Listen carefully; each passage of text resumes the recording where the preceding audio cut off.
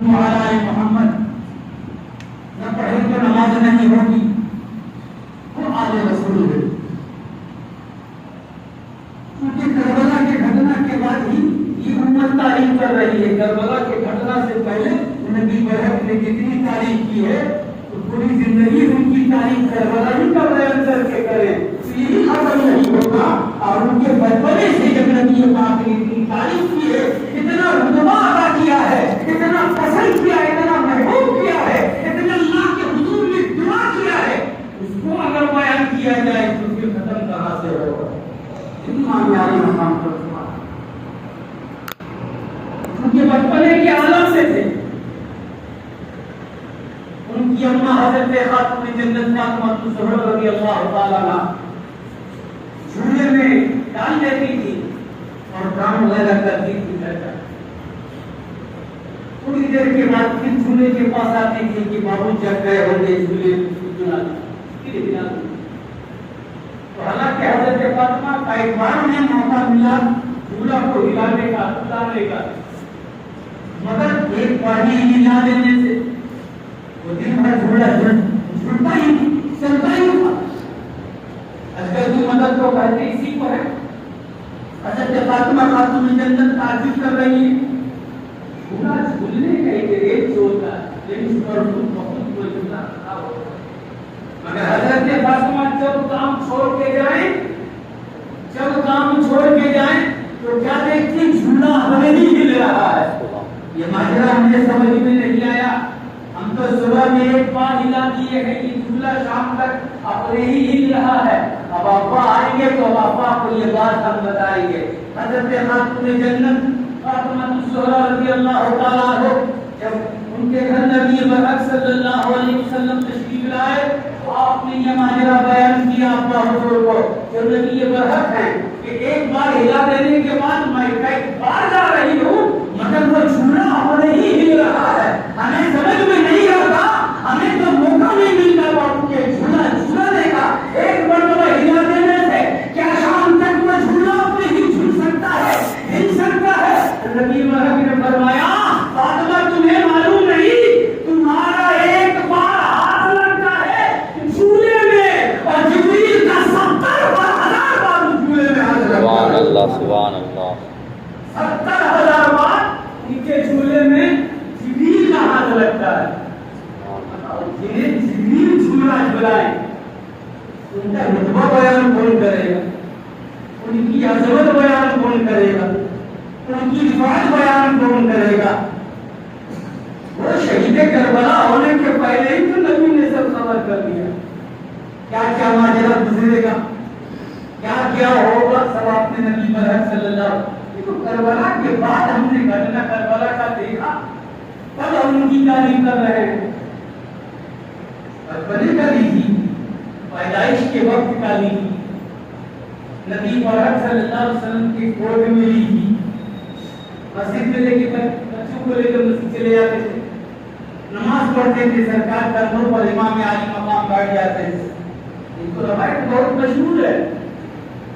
سرکار تو عالم صلی اللہ علیہ وسلم سجدے میں رہتے تھے، کندھے پہ آ کے بیٹھ جاتے تھے۔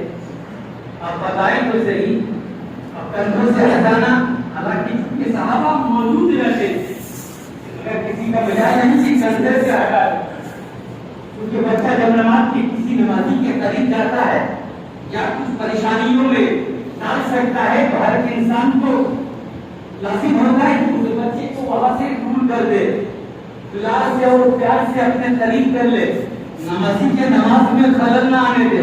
مگر وہاں پر سیدنا ابو بکر صدیق بھی موجود ہیں، حضرت فاروق اعظم بھی موجود ہیں، حضرت بلال بھی موجود ہیں، حضرت عمار بھی موجود ہیں، مولا علی بھی موجود ہیں، نماز میں نبی ہیں، سجدے میں نبی ہیں، امام حسین کندھے پہ ہیں، اتنے عجیبہ صحابی وہ کیا حسین کو نبی سے الگ نہیں کر سکتے تھے چونکہ بچے میں ہیں، مگر کس کا مجال ہے، کون ہٹا سکتا ہے؟ نماز میں تو نبی ہے اور ان کے کندھے پہ کوئی اور نہیں، آلے نبی ہے۔ سبحان اللہ۔ ہٹائے گا کون؟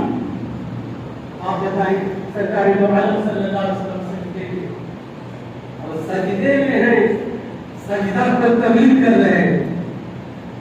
अपनी मर्जी से हसन हुसैन हट जाए। रावी लिखते हैं कि 90 मर्तबा सुभान रब्बी, ये आला आपने फरमाया था। 7, 5, 11 बार करते थे। हसन और हुसैन को कंधे से हटाने के लिए नबी पाक की नमाज की जो तस्बीह थी, रावी लिखते हैं 90 मर्तबा सरकार ने उस तस्बीह को इस गरज से पढ़े हैं कि हम उठते हैं, हसन और हुसैन गिर जाएंगे, सजदा लंबा करना तभी है, ना हुसैन को गिराना।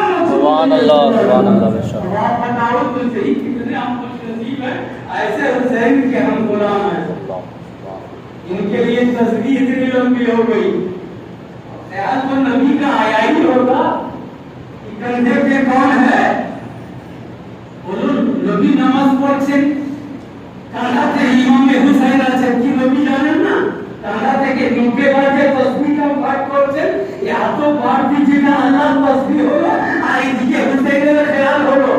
বলুন ওই নামাজটা হলো কি হলো না? নবী ফতোয়া লাগাने वाले तो फतवा लगाते हैं, बोले नमाज़ नबी क्या ले नमाज होवे ना, कितना बड़ा गधा है ये, कितना बड़ा जाहिल है। किताब में लिखा है, वो मुखे बोली নয়, বইতে লেখা আছে নামাজে নবী क्या ले নামাজ হবে না। ওই কার বই আছে আর কার বই হতে পারে? আপনি যে মুসলিম আছেন বলছেন ওরা আপনি ভুল করছেন, আপনি যা পুরস্কার দিবেন দিতে দিতে কি হবে? অরিজিনাল বই নবী क्या ले নামাজ হবে না, गाय भाई भाई से क्या ले नामाज होवे तो अस्तगफिरुल्लाह। आप बताओ तो सही। अरे हुसैन नबी की नमाज में हुसैन का क्या आ रहा है?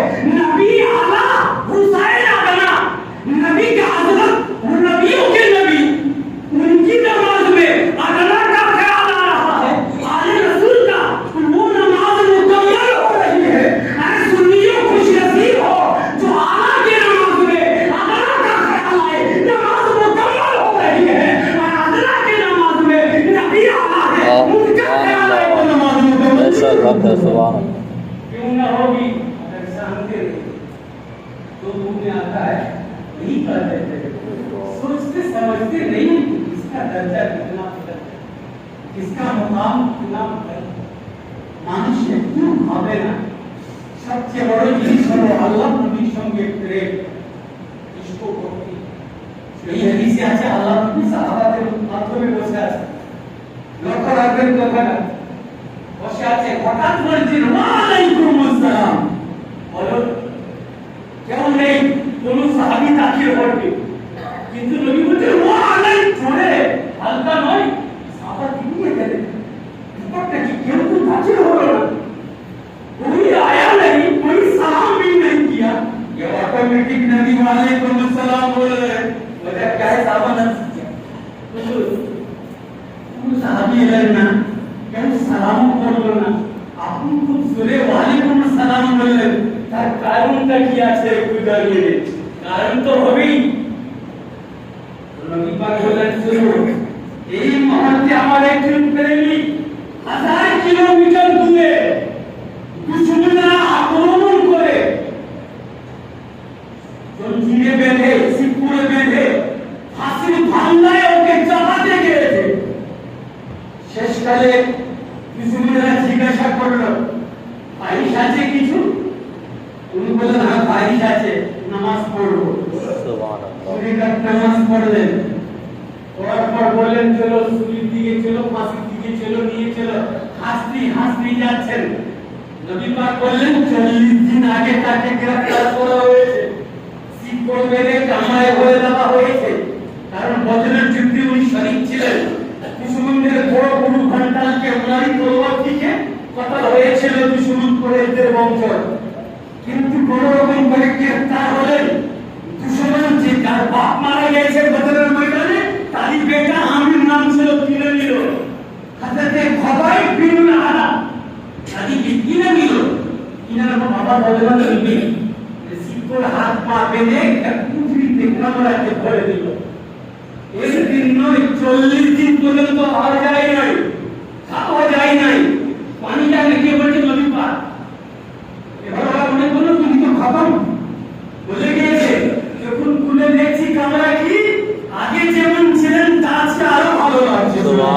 সুবহান কি দেখছি কি আপেল পড়ে আছে, আঙ্গুর পড়ে আছে গামলায়, বিদানা পড়ে আছে। তখন আওয়াজ ছিল নাই, হয় নাই, জন্য পয়দা হয় নাই, চাষ ছিল না, কিন্তু পড়ে আছে। আর বাদকে আপনি কতল করেছিলেন, তার দুটি মুসলমান হয়েছিল। সে বলেছে, হুজুর আমি নিজেই দেখলাম শিকড়ে বাঁধা আছে, কিন্তু ফল খাচ্ছিলেন না। এরা তো বুঝতে পেরেছে अल्लाह की मदद है, बंद कमरे में तुम दुश्मन को सताओगे, अल्लाह आपकी भी मदद देगा। तो अब देखा कि सुनी पे चढ़ा दो। नबी पाक বলেছেন, আমার এই যে বন্ধু এর नाम खुवाइब बिन आदि, सुनी के जब फांसी पे चढ़ाने गया, बारिश और बारिश किसी नहीं, उन्हें हमेशा जब से फांसी दिए ताकिए कि আমার তো সব দুশমন দাঁড়িয়ে আছে, কিন্তু শেষ মুহূর্তে আমি নবীকে সালাম দিতে চাই। আমার সালাম নবীর পর্যন্ত কে পৌঁছাবে বলো? ওয়াহাবিयों से पूछो जो इतने बड़े नबी का आशिक, नबी का दीवाना सूली पर जा रहे हैं और जाहिर कर रहे हैं मेरा आखिरी सलाम मेरे नबी तक पहुंचाएगा। सुभान अल्लाह। आज नमाजी सलाम से भागता है, नमाजी नमाज पढ़ के सलाम से भागता है उस नबी की बात। हजरत खुवाइब बिन आदी बोलेন কেউ তো নেই, ইয়া আল্লাহ আমি আখরি নবী কি নবীর উম্মতি আছি, ফরমান করেছি এই সালামটা আমি তোমাকে দিলাম, আমার নবীর দরবারে সালাম পৌঁছিয়ে দাও, এবার তো ফাঁসিটা আমি চাচ্ছি। নবী বললেন ওই মুহূর্তে আমার কাছে সালাম এলো, আমি জবাব দিয়েছি। সুবহানাল্লাহ সুবহান और ये शहादत किसको बोलते हैं? अमली में पर आशिक के क्या पक्का पक्का खट्टा नमाजी है, सलाम से भाग रहा है।